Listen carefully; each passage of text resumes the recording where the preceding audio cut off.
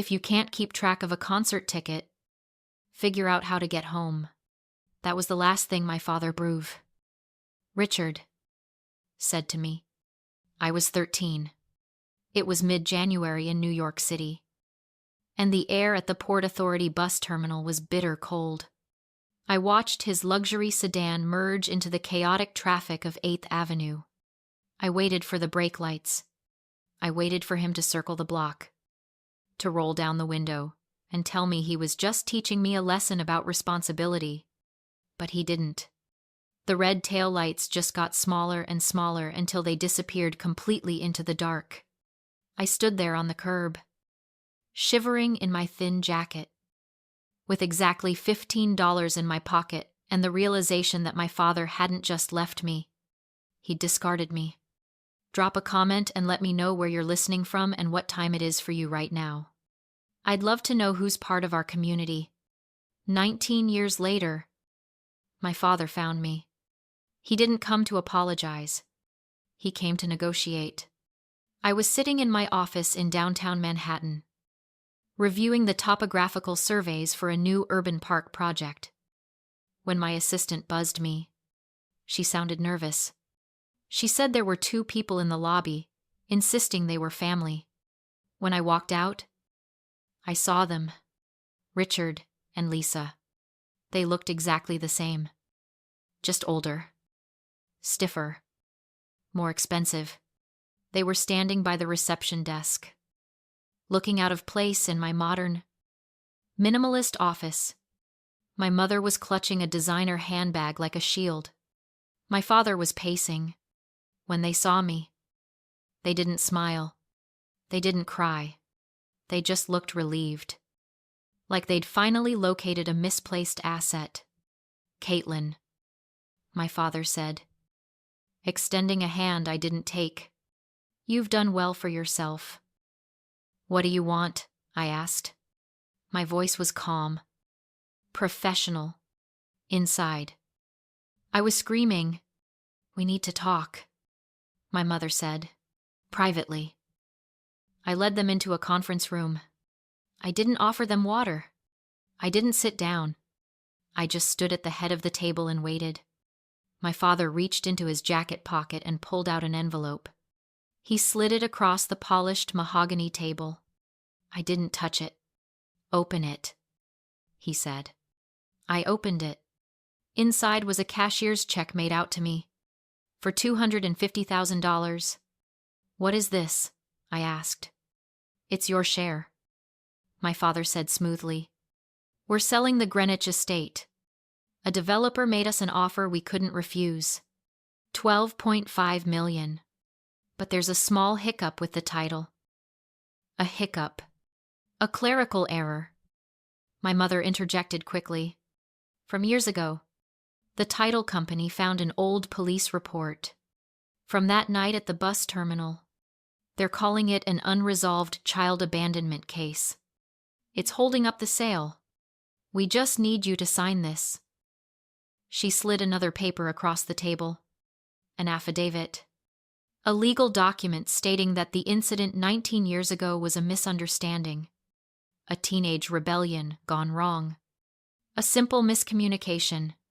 "Sign this," my father said, tapping the paper, "and the money is yours. Consider it a late inheritance." I looked at the check. $250,000. It was a lot of money, but it wasn't an inheritance.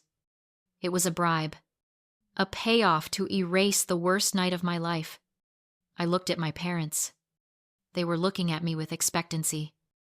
Not love. They didn't see a daughter. They saw a signature.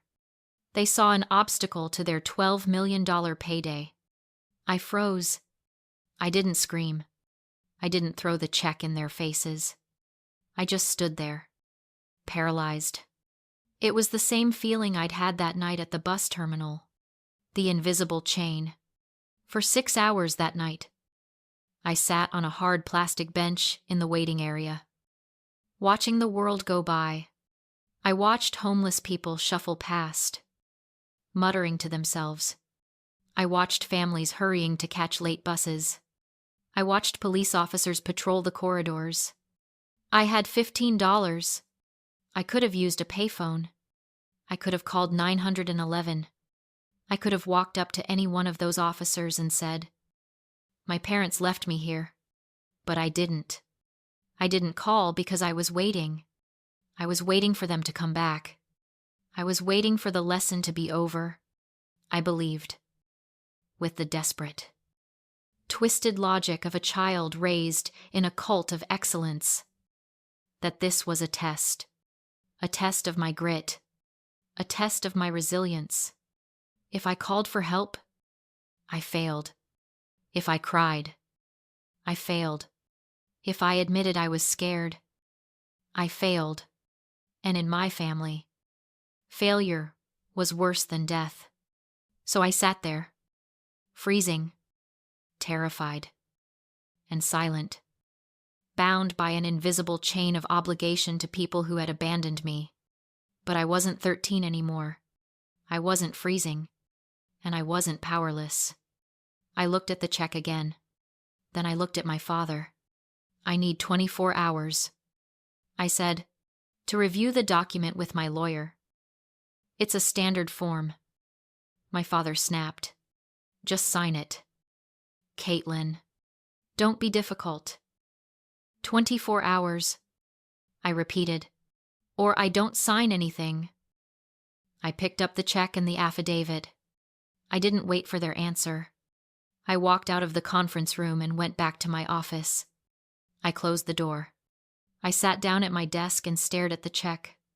My hands were shaking, but my mind was clear. The chain was broken. Now, it was time to find out what they were really hiding. The moment they left, I didn't call my therapist. I didn't call my husband. I called my lawyer. Sarah. She's a killer in a pencil skirt. The kind of attorney who finds joy in dismantling fragile egos. "I need you to pull something for me," I told her. "The deed to the Greenwich estate. And my grandfather's will. The irrevocable trust he set up in 1990. "Give me an hour," she said. While I waited, I walked to the window of my office. From here, the city looked like a circuit board. Logical and orderly. My childhood had been the opposite. It was a minefield. I thought about the word my parents used for their parenting style. Dynasty training. That's what they called it. When they locked me out of the house in the rain because I was 5 minutes late from school, dynasty training. When they made me memorize stock tickers instead of bedtime stories, dynasty training. When they left me at a bus terminal in the middle of winter, that wasn't abuse. According to them, that was just the final exam. They framed every cruelty as a favor. They convinced me that pain was the price of admission to their elite world, that if I couldn't handle the cold, I didn't deserve the castle. For years, I believed them. I thought I was weak. I thought I was ungrateful. It took me a decade to realize that tough love was just a narcissist's rebranding of neglect. Sarah called back in 45 minutes. "Caitlin," she said, her voice sharp. "You're going to want to sit down for this. Tell me. Your parents don't own the house." I blinked. "What?" "They never owned it.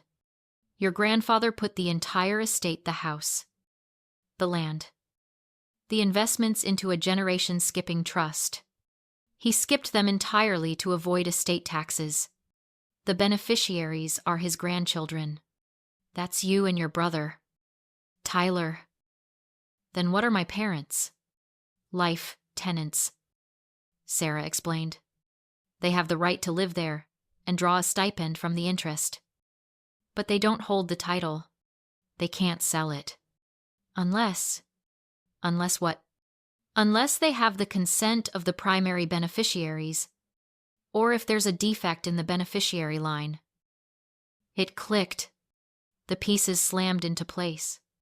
They weren't trying to sell the house because they wanted to downsize. They were trying to sell it because they were broke. They were living like kings in a castle they were just renting from a dead man. And they needed me to sign that affidavit not to clear a title defect, but to legally reinstate themselves as competent trustees so they could liquidate the asset. Is there anything else? I asked. Yeah, Sarah said. There's a clause here. A moral turpitude clause. It's pretty specific.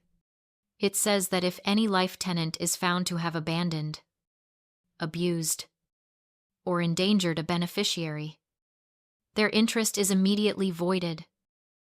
I felt a cold smile spread across my face. Voided, terminated, evicted, cut off. If you can prove they abandoned you, Caitlin, they don't just lose the sale, they lose the house. They lose the stipend. They lose everything. I looked at the check on my desk. The $250,000. It wasn't a gift. It was hush money. They were trying to buy my silence, because my silence was the only thing keeping a roof over their heads. Do you have the police report from that night? Sarah asked. My adoptive dad, Timothy, kept everything, I said. He has the original certified copy in his safe. Get it, she said, and get ready for a fight. I hung up.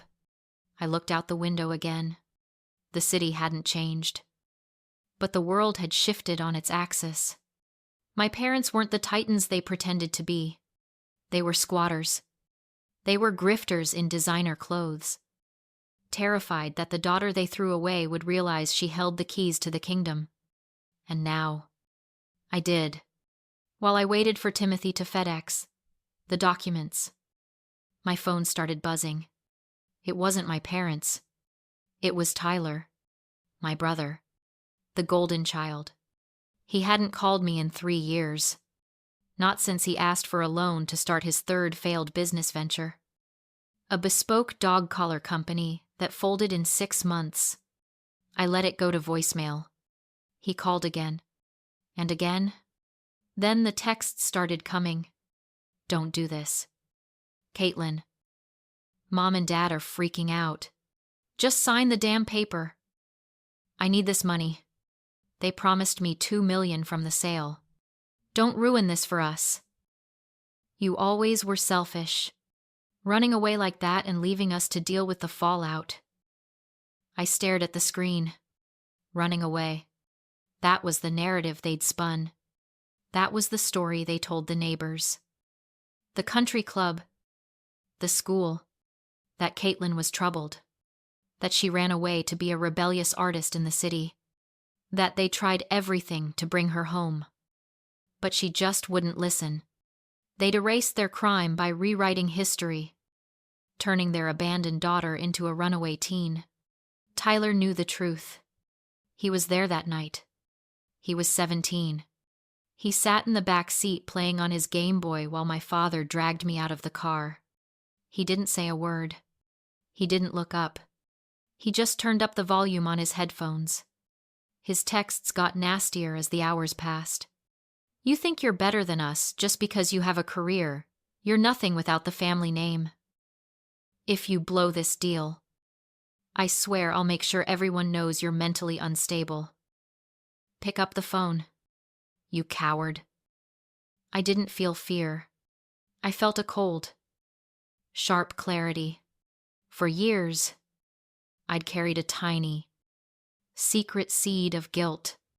Maybe I was difficult. Maybe I was hard to love. Maybe Tyler really didn't know how bad it was. But reading these texts, watching him fight for his share of the loot like a scavenging hyena, the guilt evaporated. He wasn't a bystander. He was an accomplice. He was 36 years old, still living off the scraps from our parents' table, still waiting for a payday he hadn't earned. He was willing to bully me, threaten me, and gaslight me just to keep the money flowing. I took a screenshot of every text. I saved every voicemail. I wasn't just building a defense. I was building an arsenal. I decided then and there to use the nuclear option. I wasn't just going to stop the sale. I was going to expose the lie. I was going to show the world exactly what kind of people Richard, Lisa, and Tyler really were. I didn't block him. I let him keep texting. Every threat was another nail in their coffin. Every insult was more evidence for the trust officer. You're dead to us if you don't sign. He texted at midnight. Good. I thought, because you've been dead to me for 19 years. The deadline was 9 in the morning. At 2:15 a.m., my phone lit up on the nightstand. It was Tyler again. I knew I shouldn't answer. I knew a lawyer would tell me to let it go to voicemail. But I needed something more than texts. I needed a voice. I needed a confession. I hit record on my second device and answered the call. What I said, "You're ruining my life." Tyler slurred. He was drunk. I could hear the clink of a bottle against glass in the background. Just like you always do. Always the center of attention. Even when you're not there. Go to sleep. Tyler. No. He snapped. You listen to me. Mom and Dad are losing their minds. They think you're actually going to do it. They think you're going to blow up the deal. I am. Why, he whined. Because you're still mad about one night. One bad night 19 years ago. Get over it. Caitlin, you lost a ticket. You were irresponsible. Dad taught you a lesson. That's it. I didn't lose it, I said automatically. It was a reflex. For 19 years. I had replayed that night in my head 1,000 times. I remembered putting the ticket in my coat pocket. I remembered zipping it shut. I remembered checking it 3 times before we left the house. And then, at the terminal, it was gone. You didn't lose it, Tyler laughed. It was a wet, ugly sound. Right. St. Caitlin never makes mistakes. Just like Grandpa always said, Caitlin has the vision. Caitlin has the discipline. God. I hated hearing that. My grip tightened on the phone. What are you talking about? Grandpa. He sneered. He always looked at me like I failed. You were the golden one. He was going to leave everything to you. I saw the drafts, the paperwork. The room went silent. So I fixed it, Tyler said quietly. I couldn't let you have everything. I took the ticket from your coat and flushed it. I froze. I hadn't failed. I had been sabotaged. You let them leave me, I said. It worked out, he replied coldly. You survived. Now, sign the papers. You earned nothing, I said, and ended the call. The recording was saved. For 19 years, I believed I was careless and deserved what happened. But the truth was simple. I was betrayed. And tomorrow, they would pay. At the trust office. My parents were already celebrating with champagne. I refused to sign, and instead laid out the evidence, a police report for child abandonment, and Tyler's recorded confession. The trustee entered, cited the moral turpitude clause, and terminated their rights immediately. The estate, the stipends, everything gone. You were never owners, I said. You were guests. They were escorted out, stripped of the illusion that had protected them for years. I didn't feel joy. I felt free. I sold the estate, kept what I needed, and built a foundation for foster children who had been discarded like I was. They say I stole their legacy. I didn't. I corrected it. Because family isn't blood. Family is who chooses you and who never leaves you behind.